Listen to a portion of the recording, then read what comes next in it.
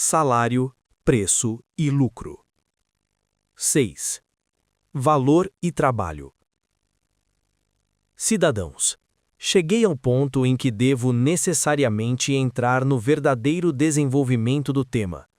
Não posso asseverar que o faça de maneira muito satisfatória, pois isso me obrigaria a percorrer todo o campo da economia política. Apenas posso, como diria o francês, effleurer la question, tocar os aspectos fundamentais. A primeira pergunta que temos de fazer é esta: que é o valor de uma mercadoria? Como se determina este valor? À primeira vista, parecerá que o valor de uma mercadoria é algo completamente relativo, que não se pode determinar sem pôr uma mercadoria em relação com todas as outras. Com efeito, quando falamos do valor de troca de uma mercadoria, entendemos as quantidades proporcionais nas quais é trocada por todas as demais. Isto, porém, conduz-nos a perguntar: como se regulam as proporções em que umas mercadorias se trocam por outras? Sabemos por experiência que essas proporções variam ao infinito.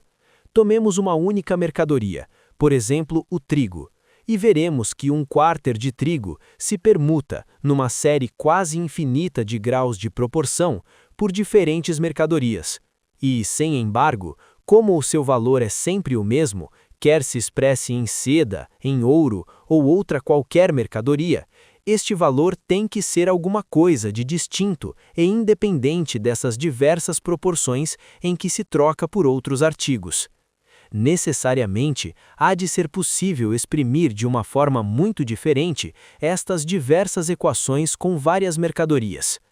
De resto, quando digo que um quarter de trigo se troca por ferro numa determinada proporção, ou que o valor de um quarter de trigo se expressa numa determinada quantidade de ferro, digo que o valor do trigo, ou seu equivalente em ferro, são iguais a uma terceira coisa, que não é trigo nem ferro, pois suponho que ambos exprimem a mesma grandeza sob duas formas distintas. Portanto, cada um destes dois objetos, tanto o trigo como o ferro, deve poder reduzir-se, independentemente um do outro, àquela terceira coisa, que é a medida comum de ambos. Para esclarecer este ponto, recorrerei a um exemplo geométrico muito simples.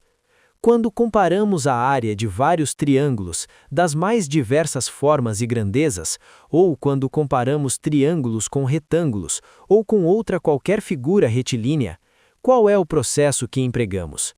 Reduzimos a área do triângulo qualquer a uma expressão completamente distinta de sua forma visível. E como, pela natureza do triângulo, sabemos que a área desta figura geométrica é sempre igual à metade do produto de sua base pela sua altura, isto nos permite comparar entre si os diversos valores de toda a classe de triângulos e de todas as figuras retilíneas, já que todas elas podem ser reduzidas a um certo número de triângulos. Temos que seguir o mesmo processo para os valores das mercadorias. Temos que poder reduzi-los todos a uma expressão comum, distinguindo-os unicamente pela proporção em que contém esta mesma e idêntica medida. Como os valores de troca das mercadorias não passam de funções sociais delas e nada tem a ver com suas propriedades naturais, devemos, antes de mais nada, perguntar: qual é a substância social comum a todas as mercadorias?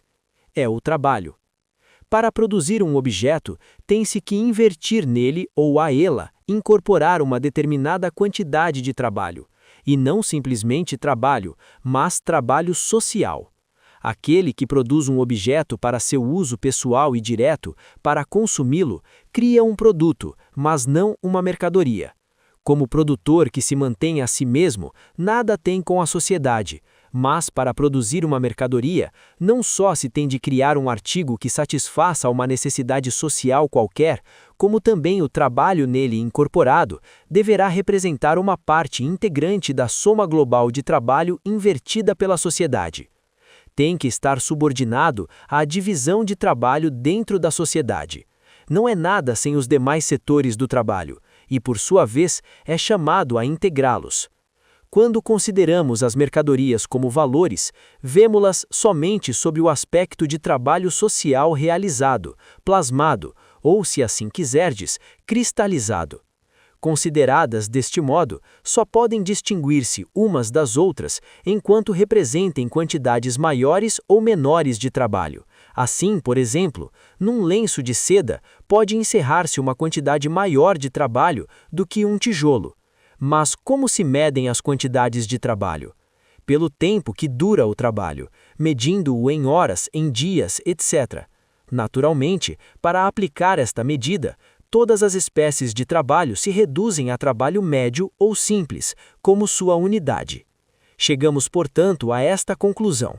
Uma mercadoria tem um valor por ser uma cristalização de um trabalho social. A grandeza de seu valor, ou seu valor relativo, depende da maior ou menor quantidade dessa substância social que encerra, quer dizer, da quantidade relativa de trabalho necessário à sua produção. Portanto, os valores relativos das mercadorias se determinam pelas correspondentes quantidades ou somas de trabalho invertidas, realizadas, plasmadas nelas. As quantidades correspondentes de mercadorias que foram produzidas no mesmo tempo de trabalho são iguais. Ou, dito de outro modo, o valor de uma mercadoria está para o valor da outra, assim como a quantidade de trabalho plasmada numa está para a quantidade de trabalho plasmada na outra. Suspeito que muitos de vós perguntareis: existe então uma diferença tão grande, supondo que exista alguma, entre a determinação dos valores das mercadorias na base dos salários e sua determinação pelas quantidades relativas de trabalho necessárias à sua produção? Não deveis perder de vista que a retribuição do trabalho e a quantidade de trabalho são coisas perfeitamente distintas. Suponhamos, por exemplo, que num quarter de trigo e numa onça de ouro se plasmam quantidades iguais de trabalho. Valho-me deste exemplo porque já foi empregado por Benjamin Franklin no seu primeiro ensaio, publicado em 1729, sob o título de Uma modesta investigação sobre a natureza e a necessidade do papel moeda, que é um dos primeiros livros em que se reconhece a verdadeira natureza do valor. Pois bem, suponhamos, como ficou dito, que um quarter de trigo e uma onça de ouro são valores iguais ou equivalentes, por serem cristalizações de quantidades iguais de trabalho médio, de tantos dias ou tantas semanas de trabalho plasmado em cada uma delas. Acaso, ao determinar assim os valores relativos do ouro e do trigo, fazemos qualquer referência aos salários que percebem os operários agrícolas e os mineiros? Em absoluto, nem por sombra. Não dizemos, sequer remotamente, como se paga o trabalho diário ou semanal destes obreiros, nem ao menos dizemos se aqui se emprega ou não trabalho assalariado. Ainda supondo que se empregue trabalho assalariado, os salários podem ser muito desiguais. Pode acontecer que o operário cujo trabalho se plasma no quarter de trigo só perceba por ele 2 bushels, enquanto o operário empregado na mina pode ter percebido pelo seu trabalho metade da onça de ouro. Ou, supondo que os seus salários sejam iguais, podem diferir nas mais diversas proporções dos valores das mercadorias por eles produzidas. Podem representar a metade, a terça, quarta ou quinta parte ou outra fração qualquer daquele quarter de trigo ou daquela onça de ouro. Naturalmente, os seus salários não podem exceder os valores das mercadorias por eles produzidas. Não podem ser maiores que estas, mas podem sim ser inferiores, em todos os graus imagináveis.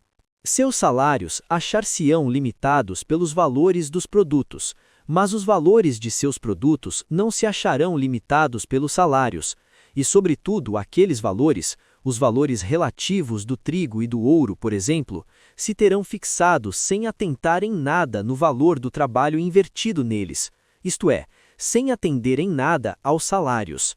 A determinação dos valores das mercadorias pelas quantidades relativas de trabalho nelas plasmado difere, como se vê, radicalmente do método tautológico da determinação dos valores das mercadorias pelo valor do trabalho, ou seja, pelos salários.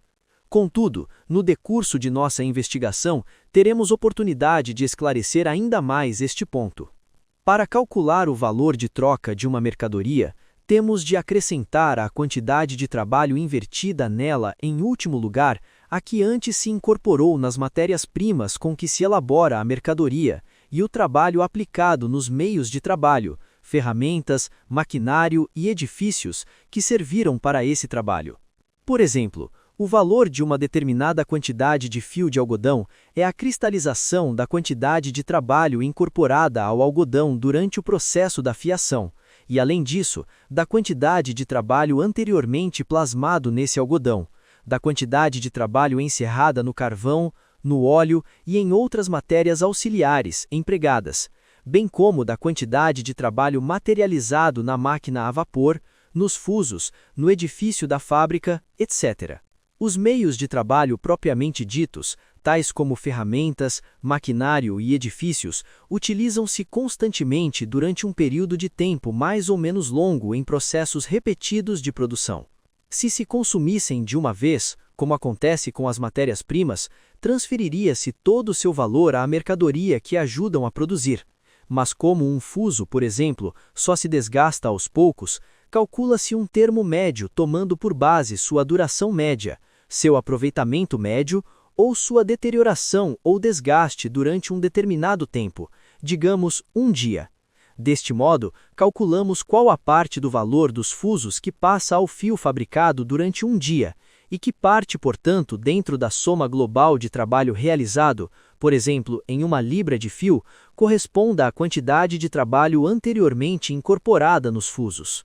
Para o objetivo a que visamos, desnecessário insistir mais neste ponto. Poderia parecer que se o valor de uma mercadoria se determina pela quantidade de trabalho que se inverte nela, quanto mais preguiçoso ou inábil seja o operário, mais valiosa será a mercadoria por ele produzida, pois que o tempo de trabalho necessário para produzi-la será proporcionalmente maior. Mas aquele que assim pensa, incorre numa lamentável erro. Lembrai-vos que eu empregava a expressão trabalho social, e nesta denominação de social cabem muitas coisas. Ao dizer que o valor de uma mercadoria é determinado pela quantidade de trabalho incorporado ou cristalizado nela, queremos nos referir à quantidade de trabalho necessário para produzir essa mercadoria num dado estado social e sob determinadas condições sociais médias de produção, com uma dada intensidade social média de trabalho e com uma destreza no trabalho que se emprega. Quando na Inglaterra o tear a vapor começou a competir com o tear manual, para converter uma determinada quantidade de fio em uma jarda de tecido de algodão, ou pano, bastava a metade da duração de trabalho que anteriormente se invertia nela. Agora, o pobre tecelão manual tinha que trabalhar 17 ou 18 horas diárias, em vez das 9 ou 10 de antes.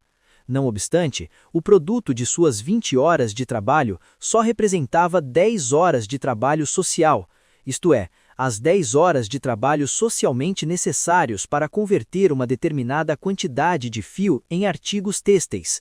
Portanto, o seu produto de 20 horas não tinha mais valor do que aquele que elaborava em 10 horas. Então, se a quantidade de trabalho socialmente necessário materializado nas mercadorias é o que determina o valor de troca destas, ao crescer a quantidade de trabalho exigível para produzir uma mercadoria, aumenta necessariamente o seu valor, e vice-versa, diminuindo aquela, baixa este. Se as respectivas quantidades de trabalho necessário para produzir as respectivas mercadorias permanecessem constantes, seriam também constantes seus valores relativos. Porém, assim não sucede. A quantidade de trabalho necessário para produzir uma mercadoria varia constantemente, ao variarem as forças produtivas do trabalho aplicado. Quanto maiores são as forças produtivas do trabalho, mais produtos se elaboram num tempo de trabalho dado, e quanto menores são, menos se produzem na mesma unidade de tempo. Se, por exemplo, ao crescer a população se fizesse necessário cultivar terras menos férteis, teríamos que inverter uma quantidade maior de trabalho para obter a mesma produção, e isto faria subir, por conseguinte, o valor dos produtos agrícolas. Por outro lado, se um só fiandeiro, com os modernos meios de produção, ao fim do dia converte em fio 1000 vezes mais algodão que antes fiava no mesmo espaço de tempo com o auxílio da roca, É evidente que agora, cada libra de algodão absorverá 1000 vezes menos trabalho de fiação que dantes, e, por conseguinte, o valor que o processo de fiação incorpora em cada libra de algodão será 1000 vezes menor, e, na mesma proporção, baixará o valor do fio. À parte as diferenças nas energias naturais e na destreza adquirida para o trabalho entre os diversos povos, as forças produtivas do trabalho dependerão principalmente 1. Das condições naturais do trabalho, fertilidade do solo, riqueza das jazidas minerais, etc. 2. Do aperfeiçoamento progressivo das forças sociais do trabalho por efeito da produção em grande escala, da concentração do capital, da combinação do trabalho, da divisão do trabalho, maquinaria, melhoria dos métodos, aplicação dos meios químicos e de outras forças naturais, redução do tempo e do espaço graças aos meios de comunicação e de transporte, e todos os demais inventos pelos quais a ciência obriga as forças naturais a servir o trabalho e pelos quais desenvolve o caráter social ou cooperativo do trabalho. Quanto maior é a força produtiva do trabalho, menos trabalho se inverte numa dada quantidade de produtos, e, portanto, menor é o valor destes produtos. Quanto menores são as forças produtivas do trabalho, mais trabalho se emprega na mesma quantidade de produtos, e, por conseguinte, maior é o seu valor. Podemos então estabelecer como lei geral o seguinte: os valores das mercadorias estão na razão direta do tempo de trabalho invertido em sua produção e na razão inversa das forças produtivas do trabalho empregado. Como até aqui só temos falado do valor, acrescentarei algumas palavras acerca do preço, que é uma forma particular tomada pelo valor. Em si mesmo, o preço outra coisa não é senão a expressão em dinheiro do valor. Os valores de todas as mercadorias deste país se exprimem, por exemplo, em preços ouro, enquanto no continente se expressam quase sempre em preços prata. O valor do ouro ou da prata se determina como o de qualquer mercadoria, pela quantidade de trabalho necessário à sua extração. Permutais uma certa soma de vossos produtos nacionais, na qual se cristaliza uma determinada quantidade de vosso trabalho nacional, nos produtos dos países produtores de ouro e prata, nos quais se cristaliza uma determinada quantidade de seu trabalho. É por este processo, na verdade pela simples troca, que aprendeis a exprimir em ouro e prata os valores de todas as mercadorias, isto é, as quantidades respectivas de trabalho empregadas em sua produção. Se vos aprofundardes mais na expressão em dinheiro do valor, ou o que vem a ser o mesmo, na conversão do valor em preço, vereis que se trata de um processo por meio do qual dais aos valores de todas as mercadorias uma forma independente e homogênea, por meio do qual exprimis estes valores como quantidades de igual trabalho social. Na medida em que é apenas a expressão em dinheiro do valor, o preço foi denominado preço natural por Adam Smith e prix nécessaire pelos fisiocratas franceses. Que relação guardam, pois, o valor e os preços do mercado, ou os preços naturais e os preços do mercado?